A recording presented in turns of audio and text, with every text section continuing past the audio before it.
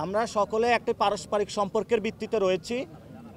অনেকে ডেডলাইনের কথা এসেছে, স্পেসিফিক কোনো ডেডলাইন হয় নাই। তবে এটাতে সবাই সম্মত হয়েছে, অনেক বেশি দেরিও নয়, আবারই খুব তাড়াতাড়িও নয়, খুব দ্রুত সময়ের মধ্যেই সবার পর্যবেক্ষণ নিয়ে এটা প্রকাশ করা হবে। আপনাদের অংশগ্রহণটা কি ছিল এই যে ঘোষণাপত্রে?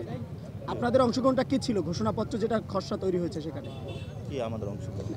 এই ঘোষণাপত্রের জন্য সরকার যে খসড়া দিয়েছে সেই খসড়ার ব্যাপারে কিছু আমাদের আমরা আমাদের কিছু অবজারভেশন দিয়েছি ঘোষণাপত্রের বিষয়ে, সকল দলে কিছু অবজারভেশন দিয়েছে এবং আমরা সকলে এটাতেও সম্মত হয়েছি।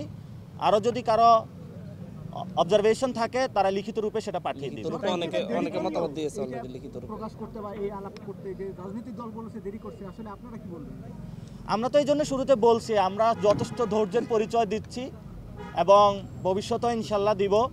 আমরা মনে করছি যে বাংলাদেশের এই বর্তমানে সার্বভৌমত্ব রক্ষা করতে হলে একটি ঐক্যের প্রয়োজন।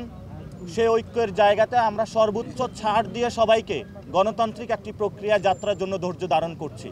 কিন্তু আমরা আমাদের এই ধৈর্যকে কেউ সুযোগ বা যদি অপচেষ্টা করার লিপ্ত হয়, আমরা মনে করি তাদেরও আগামীতে ফেসিবাদী ব্যবস্থার যে লড়াই রয়েছে সেখানে তারা ক্ষতিগ্রস্ত হবে। এজন্য হলো জনতার কাতারে তাদেরকে আসার জন্য আমরা অনুরোধ জানাচ্ছি।